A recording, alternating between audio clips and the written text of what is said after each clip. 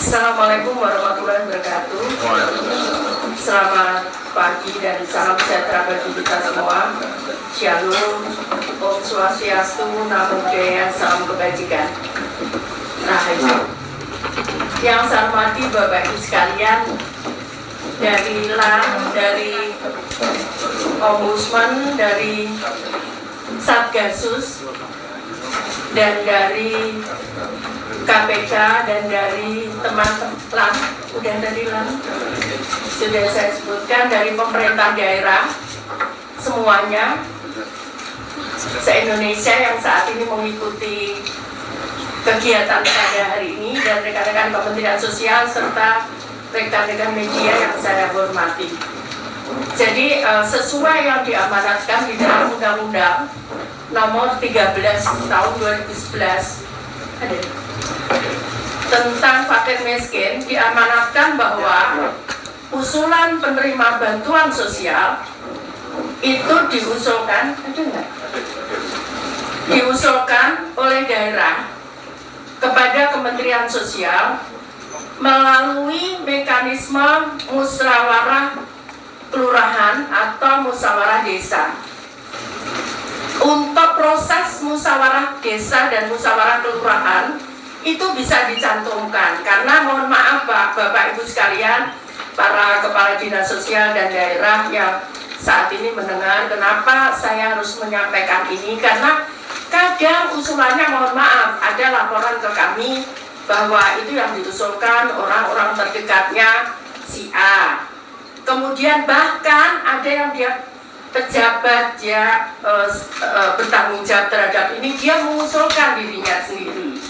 Kemudian pemerintah daerah kabupaten dapat mengusulkan data yang belum diusulkan oleh desa atau kelurahan atau nama lain yang dianggap layak.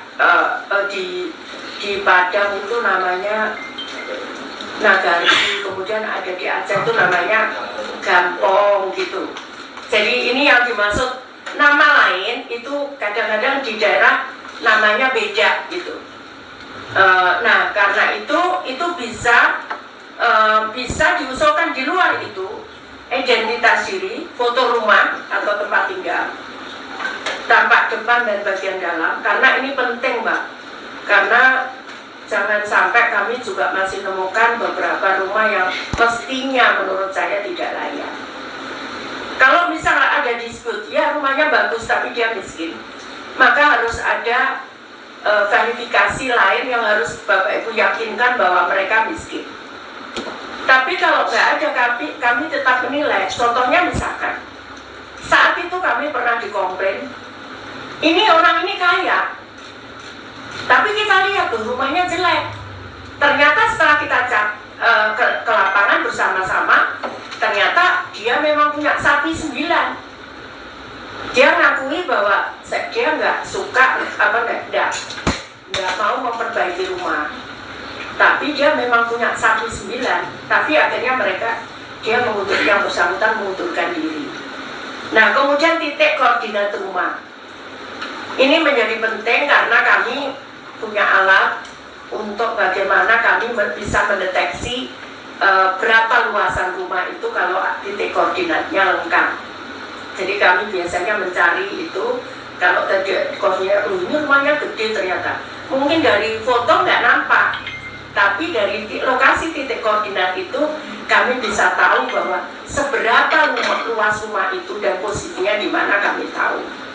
Seperti itu. Yang selanjutnya dilakukan pengesahan bupati, wali kota atau wakil bupati atau wakil kota atau sekda atas nama bupati, kemudian dikirim kepada kami.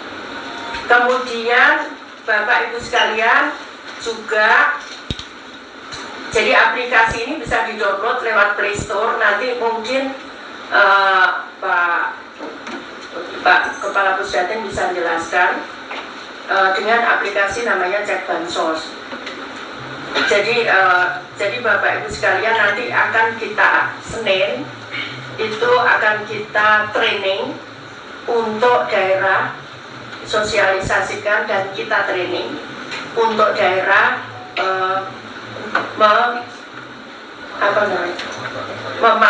bagaimana memanfaatkan aplikasi ini.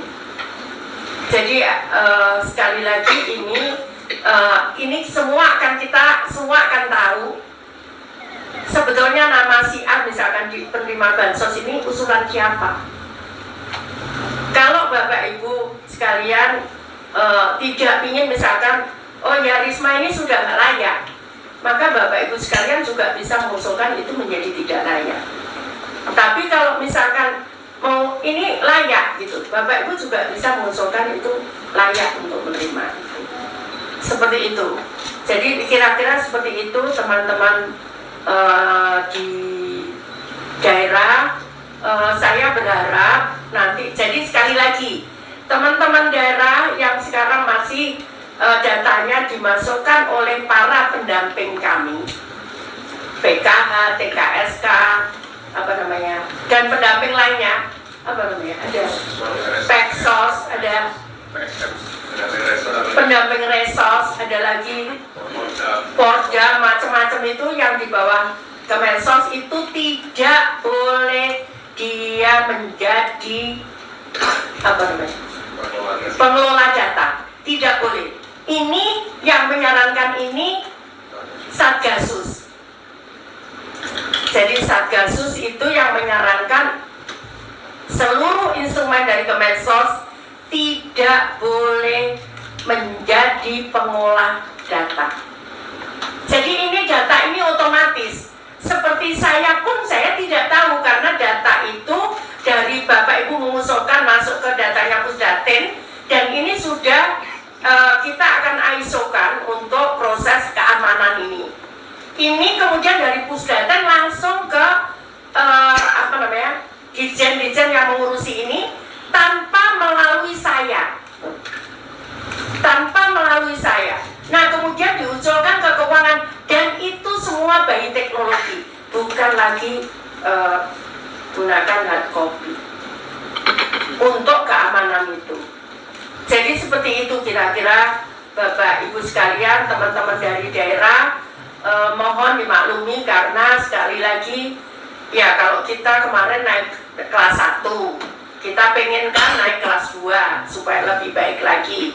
Nanti ke depan kita pengen naik kelas 3, asal itu sesuai dengan aturan dan peraturan yang ditetapkan.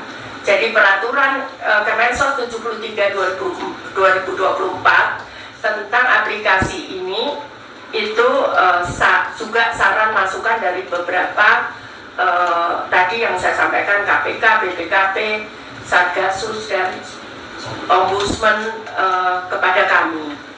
Seperti itu kira-kira Bapak Ibu sekalian yang ingin saya sampaikan. Jadi kami sudah, ini yang menjadi terusan beban saat saya membaca undang-undang ini. Jadi sekarang sudah clear. Menurut saya tidak ada, kalau kita bisa mendownload foto-foto ini juga paling di desa itu cuma berapa, paling geserannya nggak sampai 10-20 tiap bulan geserannya. Misalkan meninggal mau diusulkan ahli warisnya, itu kan paling yang meninggal berapa dari sekian penerima itu. Artinya tidak berat untuk menggunakan aplikasi ini melalui mobile apps. Jadi tidak berat menurut saya. Seperti itu kira-kira. Ada yang kurang? Oh ya, ada video 2 menit yang ini kami sampaikan. Tolong silakan.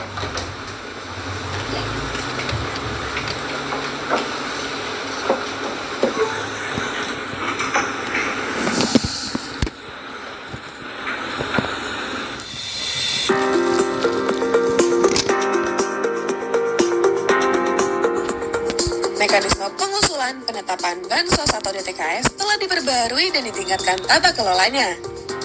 Peningkatan tata kelola dimaksudkan untuk bansos lebih tepat sasaran, dengan mengingat bahwa pemerintah daerah telah menunjukkan partisipasi yang baik dalam pengusulan menggunakan teknologi informasi melalui aplikasi 6NG. Kunci peningkatan tata kelola dilakukan dengan cara melibatkan banyak orang dalam pengusulan bansos atau DTKS melalui Musdes atau Muskal atau nama lain. Diharapkan kebijaksanaan kolektif dalam musyawarah dapat meningkatkan akseptabilitas publik. Musyawarah ini dapat dilaksanakan paling sedikitnya 1 kali dalam 3 bulan dengan mengunggah berita acara dokumentasi, publikasi, dan daftar hadir musdes atau muskal.